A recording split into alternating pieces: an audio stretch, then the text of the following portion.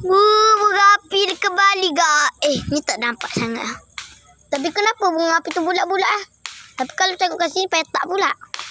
Kepetok api macam betul-betul lah. Tapi kat sini macam bulat.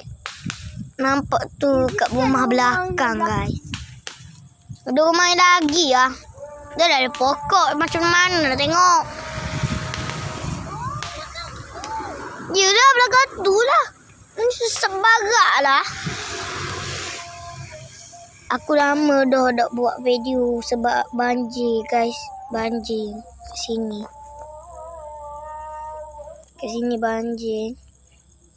Dulu lah aku tak buat video sebab tu lah.